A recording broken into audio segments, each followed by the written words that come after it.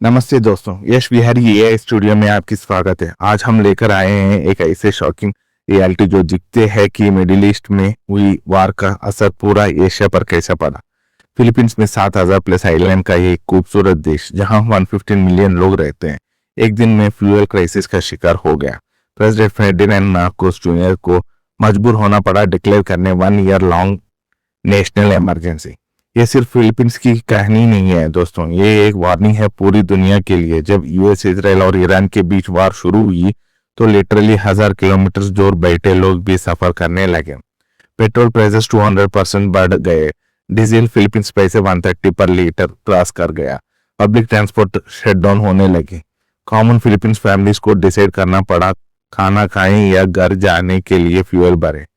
आज की complete documentary में हम समझाएंगे कैसे एक रीजनल वार बन गई ग्लोबल क्राइसिस, क्यों फिलीपींस सबसे ज्यादा हिट हुआ और क्या है इस इमरजेंसी का रियल इम्पैक्ट ऑर्डिनरी सिटीजन्स पर। लेकिन दोस्तों पहले ये समझते हैं कि फिलीपींस ऐसा कौन सी पोजीशन में है जो ये क्राइसिस इतना डिवास्टेटिंग हो गया। फिलीपींस साउथ ईस्ट एशिया का एक आर्कियोपेलागिक कंट्री है, मतलब 7,641 आइलैंड्स, पॉपुलेशन 115 मिलियन से ज्यादा, इकोनॉमी तेजी से बढ़ रही थी, जीडीपी ग्रोथ 6 to 7% एनुअली। लेकिन एक बड़ी प्रॉब्लम था दोस्तों, एनर्जी डिपेंडेंसी। फिलीपींस अपनी ऑयल का 95 to 98% इंपोर्ट करता है, डोमेस्टिक प्रोडक्शन ऑलमोस्ट जीरो है। और सबसे ज्यादा ऑयल कहाँ से आता था? मिडिल ईस्ट से, specially Saudi Arabia, UAE, Kuwait, Iraq. यानी समझो फिलीपींस का पूरा transportation system, electricity generation, industry सब मिडिल ईस्ट के ऑयल पर डिपेंडेंट था। और जब मिडिल ईस्ट में वार शुरू हुई, स्ट्रेट ऑफ हार्मस बंद हो गया तो फिलीपींस का पूरा एनर्जी सप्लाई चेन कोलैप्स कर गया। तो अब बात करते हैं उस वार की जो ये सब स्टार्ट किया। फरवरी 28, 2026 को यूएस और इजराइल ने मिलकर ईरान पर मैसिव एयर स्ट्राइक्स किए। Nuclear facilities, oil refineries, military bases सब डिस्ट्रॉय कर दिए। ईरान ने जवाब दिया 550 प्लस बैलिस्टिक मिसाइल्स और 1000 प्लस ड्रोन से। इजराइल, सऊदी अरेबिया, यूएई सब टारगेट हुआ। लेकिन दोस्तों सबसे बड़ा गेम चेंजर था स्ट्रेट ऑफ हार्मस का ब्लॉकेड। ईरान ने इस 21 माइल वाइड स्टेट को ऑलमोस्ट कंप्लीटली बंद कर दिया। ये वो रूट है जहां से दुनिया का 20% ऑयल सप्लाई गुजरता है, डेली 20 मिलियन बैरल। पहले 90 शिप्स डेली गुजरते थे। वार के बाद सिर्फ 5 कई दिन तो 0 शिप्स। रिजल्ट था global oil prices skyrocketed. फरवरी में $72 पर बैरल था, लेकिन वही मार्च का आते ही 115 बैरल हो गया, 59% increase in just a week. और फिलीपींस जिसका 95% प्लस ऑयल मिडिल ईस्ट से आता था, कंप्लीट चॉस। मार्च का फर्स्ट वीक मनीला के गैस स्टेशन पर सीन्स देखा तो दिल दुख जाएगा दोस्तों। लॉन्ग क्यूज, किलोमीटर तक व्हीकल्स खड़ी हैं, लोग 3 to 4 घंटे वेट कर रहे हैं सिर्फ टैंक फुल करने के लिए। पैनिक बाइंग शुरू हो गई, रूमर्स फैलने लगे कि पेट्रोल स्टेशन खत्म हो जाएगा। लोग जेरी कैंस में भी फ्यूल स्टोर कर रहे थे। फिलिपिनो फैमिलीज व्हाट्सएप ग्रुप में एक दूसरे को मैसेज कर रहे थे, Shell station near SM mall still has fuel, petrol station in Makati just open, petrol pump workers exhausted, the 24 hour shift. Security guards को रखा गया क्योंकि फाइट्स होने लगे क्यू में और प्राइसेस हर दिन बढ़ रहे थे। मार्च 1 को जो गैसोलीन फिलीपींस पैसे 60 पर लीटर था, मार्च 10 तक फिलीपीन पैसे 87.50 हो गया प्रीमियम वारंटीज के लिए। डीजल जो फिलीपींस में सबसे इंपॉर्टेंट फ्यूल है क्योंकि पब्लिक ट्रांसपोर्ट उस पे चलता है, वो फिलीपींस 104 पर लीटर क्रॉस कर गया। और फिर दोस्तों सबसे बड़ा इंपैक्ट पड़ा पब्लिक ट्रांसपोर्टेशन पर। फिलीपींस में जिपनीस है, कलरफुल डेकोरेटेड व्हीकल्स जो कॉमन मैन का प्राइमरी ट्रांसपोर्ट है, बसेस, ट्राइसाइकिल्स, यूवी, एक्सप्रेस वैन सब। लेकिन डीजल प्राइसेस इतने हाई हो गए कि ड्राइवर्स को लॉस हो रहा था। एक जिपनी ड्राइवर ने इंटरव्यू में बोला, सर एक राउंड ट्रिप में फ्यूल कॉस्ट है फिलीपींस 2000 पैसे, अर्निंग्स था बारली 1500 फिलीपींस पैसे, हम लॉस में चल रहे हैं। मार्च 15 तक सिचुएशन इतनी खराब हो गई कि ट्रांसपोर्ट ग्रुप्स ने अनाउंस कर दिया strike. President national transport federation, मनीबाला, पेजोडोपा और 20 प्लस ट्रांसपोर्ट ऑर्गेनाइजेशन, उन्होंने डिमांड की एक्सेस टैक्स सस्पेंड करो फ्यूल पर, फेयर इंक्रीज अप्रूव करो, गवर्नमेंट सब्सिडी दो ड्राइवर्स को। स्ट्राइक डेट्स फिक्स हुए, March 27 to 28, 2 day national wide transportation strike. Manila, Cuba, डेवोक, मेजर सिटीज में मिलियंस ऑफ कम्यूटर्स अफेक्ट होने वाले थे। स्टूडेंट स्कूल नहीं जा पाते, एम्प्लॉयज ऑफिस नहीं पहुंच पाते। लेकिन ट्रांसपोर्ट तो बस एक एस्पेक्ट था दोस्तों, पूरी इकोनॉमी और रिपल इफेक्ट्स। इलेक्ट्रिसिटी कॉस्ट बढ़ गया क्योंकि पावर प्लांट्स डीजल से चलती है। मेराल्को मनीला इलेक्ट्रिक कंपनी ने वार्निंग दी रहते हाइक की। फूड प्राइसेस सोर कर गए क्योंकि फार्मर्स को ट्रांसपोर्ट का प्रॉब्लम, फिशरमैन को बोट्स चलाने का प्रॉब्लम, वेजिटेबल्स, मीट, फिश सब एक्सपेंसिव हो गया। मैन्युफैक्चरिंग इंडस्ट्री स्लो डाउन होने लगी। रॉ मटेरियल्स की कॉस्ट बढ़ गया। लॉजिस्टिक एक्सपेंसिव हो गया। स्मॉल बिजनेस, सैरी stores, current DRS, small eateries, delivery service सब अफेक्टेड हुआ। डिलीवरी राइडर्स, ग्राफ और फूड पांडा स्ट्राइक करने लगे। फ्यूल कॉस्ट इतना है कि अर्निंग्स माइनस में जा रहा है। Tourism industry collapse. Hotels, restaurant, tour operator सब वरी कर रहे थे। ओवरसीज फिलिपिनो वर्कर्स का रेमिटेंस का पे प्रेशर पड़ा क्योंकि उन्हें घर भेजो ज्यादा पैसे अपने फैमिलीज को सपोर्ट करने के लिए। फिलिपीन स्टॉक एक्सचेंज नीचे जा रहा था। पैसा वीक हो रही है थी अगेंस्ट डॉलर। इन्फ्लेशन का प्रिडिक्शन 4% प्लस हो गया फ्रॉम ओरिजिनल 2 to 3%। लेकिन दोस्तों गवर्नमेंट इनिशियली सिचुएशंस को डाउन प्ले कर रही थी। मार्च 23 तक, just 1 day before emergency declaration, presidential spokesperson ने कहा this is price disruption not a crisis. Energy secretary Sharon Garin ने स्टेटमेंट दी, we have 45 days of fuel supply based on current consumption. लेकिन ground reality अलग थी। Gas station में रोटेशनिंग शुरू हो गई, maximum 10 litres per vehicle. Cabinet meeting हुई, president Marcos, finance secretary, energy secretary, trade secretary सब इमरजेंसी डिस्कशन में। ऑपोजिशन पॉलिटिशियन प्रेशर डाल रहे थे, suspend the fuel taxes, give subsidies immediately. Senate hearing हुई, कांग्रेस में debates, why didn't we have strategic petroleum reserves like other countries. Media में हर दिन breaking news, fuel prices up again, transport strike confirm, economy at risk. और फिर आई वो historic date, March 24, 2026 Tuesday. President Ferdinand Bongbong Marcos junior ने sign किया executive order number 110। Declaration में लिखा था, a state of national energy emergency is hereby declared in light of the ongoing conflict in the Middle East and the resulting imminent danger posed upon the availability and stability of the country's energy supply। ये emergency order 1 year long तक, that means मार्च 27 तक ये power government के पास रहेगा। क्या power मिले government को इस इमरजेंसी के अंडर? फ्यूल प्रोक्योरमेंट, गवर्नमेंट अब डायरेक्टली फ्यूल परचेज कर सकती है फॉरेन कंट्रीज से, एडवांस पेमेंट कर सकती हैं without normal procurement rules. Second one था price control, authority to act against hoarding, profiteering, price manipulation by oil companies और rationing, power to implement fuel rationing if needed. Fourth point था distribution control, ensure orderly movement and distribution of not just fuel but food, medicine, agriculture products। emergency budget था, access to emergency funds without any lengthy budget approval process। और दोस्तों emergency के साथ ही announce हुआ एक special committee, uplift। uplift stands for unified package for livelihood, industry, food and transport। ये committee headed by President Marcos himself। Members में था energy secretary Sharon Garin, finance secretary Ralph Recto, trade secretary Cristina Roque, agriculture secretary Francis T Laurel, transport secretary Jaime Bautista, interior secretary Benjamin Abalos. Uplift का mandate क्या था? Immediate action ये था कि secure emergency fuel supplies from alternative sources, include 4 day work week for government employees to save fuel, deploy fuel subsidies for transport sector, monitor and prevent profiteering by oil companies, coordinate with local government for distribution। और medium term goal ये था कि build strategic petroleum reserves minimum 30 to 90 days, accelerate renewable energy project, reduce oil import dependency, protect vulnerable sector like agriculture and transport। ये थी government की strategy दोस्तों, लेकिन real challenge तो अभी शुरू होने वाला ही था।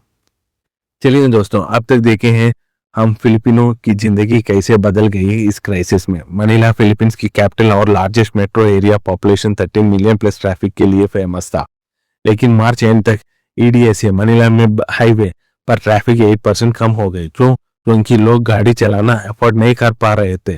मॉर्निंग रूटीन चेंज हो गई है। फिलिपिनो फैमिलीज की 6 AM अलार्म बजता है। पहले सोचा था आज ऑफिस जाना जरूरी है, वर्क फ्रॉम होम पॉसिबल है, और 7 बजे को अगर जाना है तो कारपूल का प्लान, 4 to 5 कोलिग्स एक गाड़ी में फ्यूल का शेयर करो, और 8 बजे जितनी वेट करो, अगर मिल गई मैं मेनी रूट्स पे सर्विस रिड्यूस हो गई थी। और लंच टाइम ऑफिस कैंटीन में खाना, क्योंकि बाहर जाने फ्यूल वेस्ट, डिलीवरी ऑर्डर्स भी एक्सपेंसिव।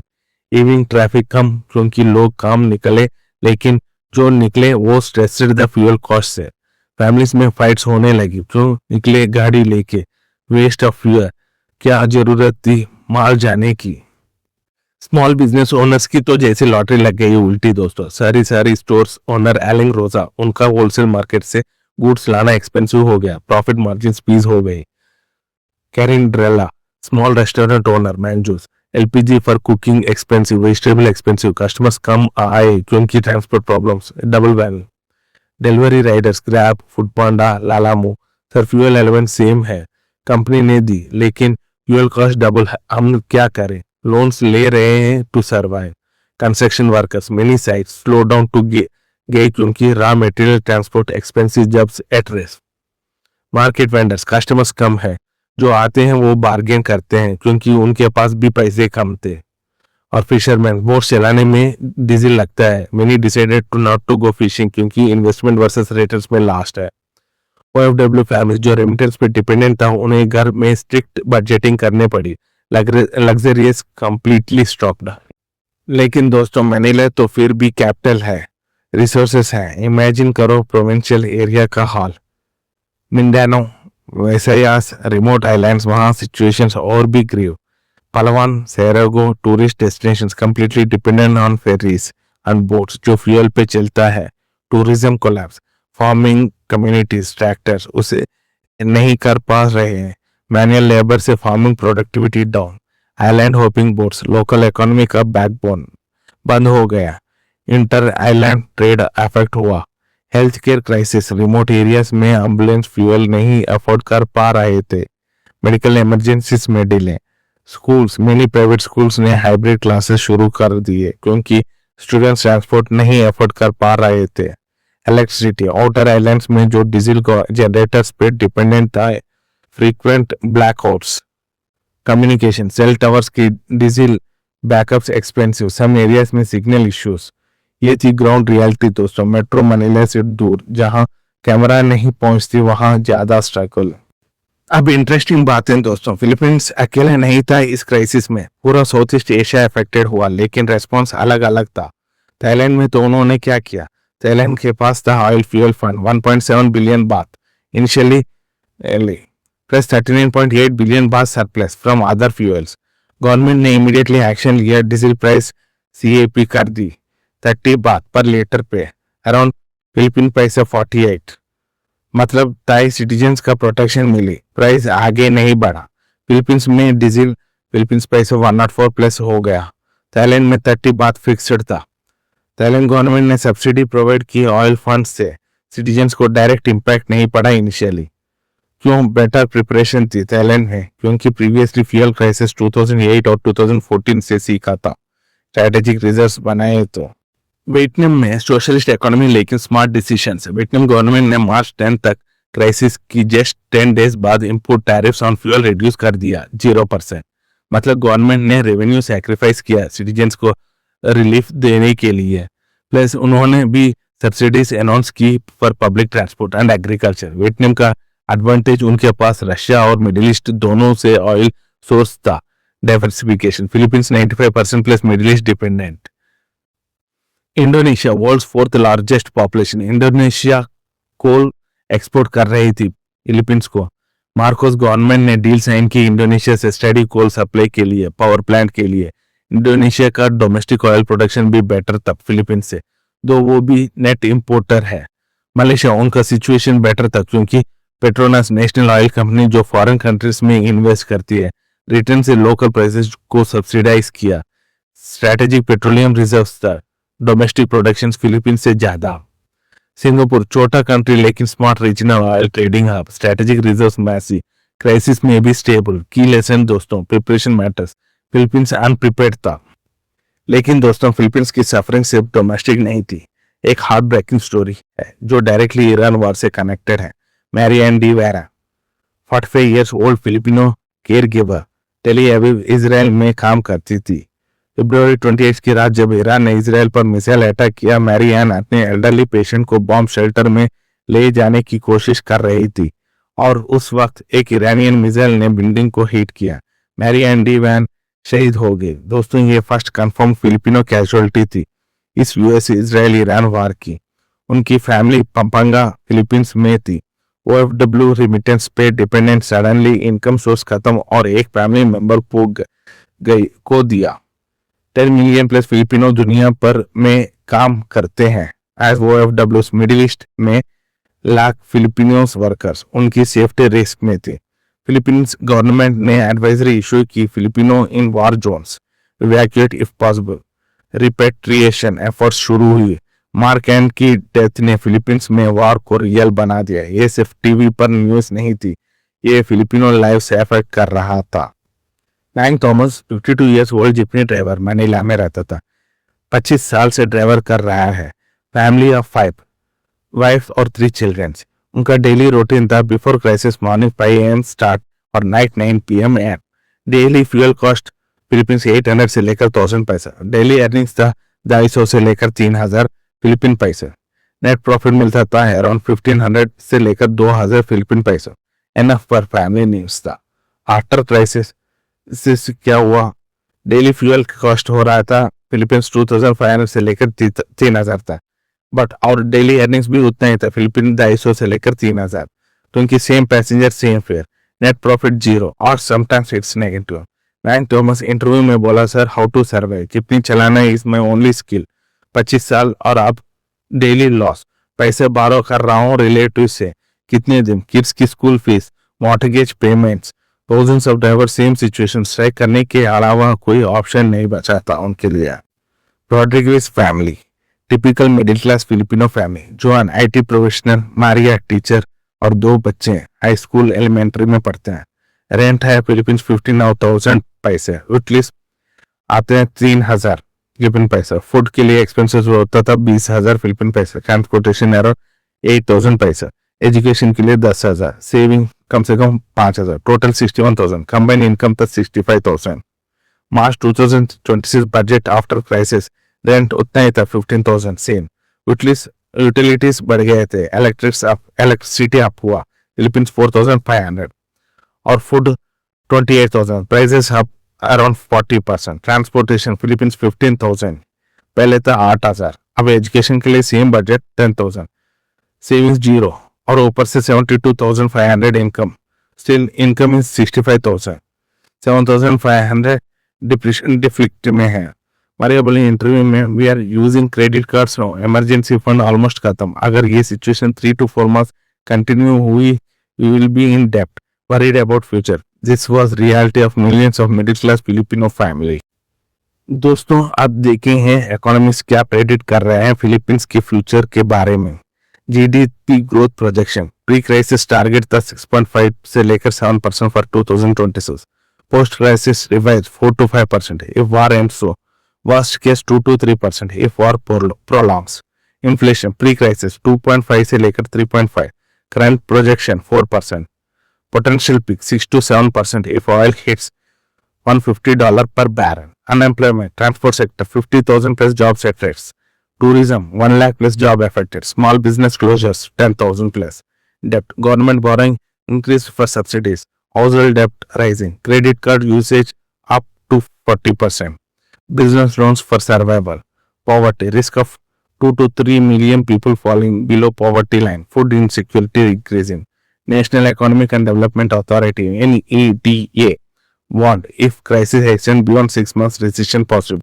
तो दोस्तों, ये थी फिलीपींस नेशनल इमरजेंसी की कंप्लीट कहानी।